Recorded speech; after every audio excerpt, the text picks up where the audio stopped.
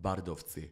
Поради тоа што последниве години се изградили прекрасни куќи и комплекси на куќи на познатите скопски сопственици, јавни личности, политичари, економска структура на населението на Бардовци е драстично променета. Голем дел староседелско население се занимава со земјоделство.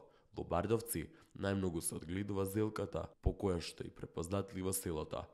Покрај зелката застапени се и репката, цвеклото и пченицата. Тука се наоѓаат и познатите Хавзи-Пашинските конаци, комплекс на конаци, објект вклучен во списокот на културно наследство на Македонија. Македонскиот филм Голема вода бил снимен тука.